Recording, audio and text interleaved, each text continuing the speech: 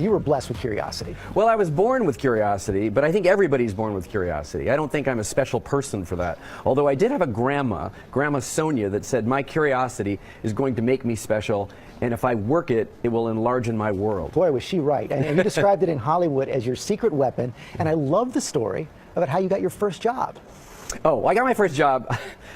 I just graduated. I didn't know what to do out of college, and I'm in my apartment complex, and I overhear a conversation outside my window. Outside on the street? Well, it was in this little courtyard, and one guy says, "I just had the easiest, cushiest job." I'd never heard the word cushiest, first of all. And I thought, okay, the cushiest job is okay. And then I closed my drapes but opened the window so I could overhear where it was. And I immediately dialed 843-6000, which was Warner Brothers' legal department, and within a couple of hours I got that job. They needed somebody right away. It demonstrated a quality that you need along with curiosity, a kind of fearlessness. You got to be able to follow up on it, make the call no matter what. Yeah, you have to make the call no matter what. You do have to have a little fearlessness. I mean, you have to really be willing to disrupt your comfort zone. And that would mean not only have the courage to make the call or to say hello to somebody and ask them the question that enters their mindset or psyche. You're living in their world, with their rules. And you've been doing it now for 35 years. Back here on the wall behind us, all the people you've had curiosity conversations with, well, just a small sample actually. Yeah. You've had hundreds of them, leading to so many fascinating stories. You got to start out by telling us about Michael Jackson. I was reading about the time you met him. He finally, after many calls, came to have a meeting with you, and you actually asked him to take off his glove? Yes, I asked him to take his gloves off. Because And he did. And he did.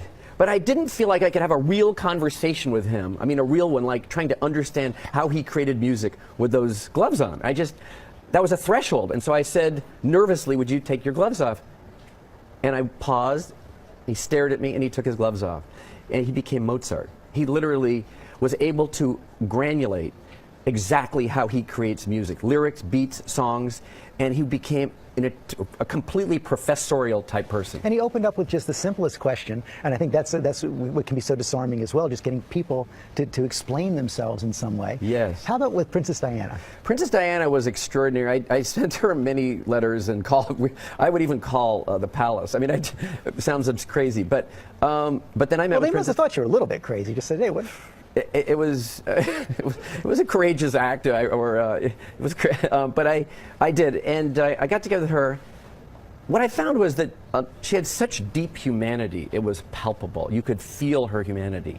The way she treated people, she observed everything in the room and every person in the room, and cared about making them feel good.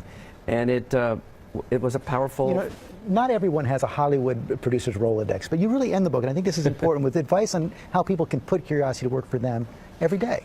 I think that people can put curiosity to work for them, and that's my mission, really. That's the reason I wrote the book, A Curious Mind, is because everybody can employ this superpower. And for me, every one of these movies, every one of these people, all my television shows came from utilizing curiosity as a genuine, real tool. And it makes your world, instead of smaller, much bigger, because you're entering the mind of somebody else, and it transports you. And it's generous. So it really does work. And look, I have a bunch of kids. If I ask my son, Thomas, 15 years old, "How was your day?" he doesn't even answer the question. I tried that. If I say to him, which I did say the other day, say, "What do you think you're actually good at?"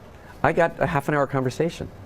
So when you just enter what their problems are, their issues, or their expertise, in the case of all these people, you get real answers, and it does expand your life. We're just about out of time. I got to ask you about Empire. Okay. What a smash hit this year. Give us one tidbit.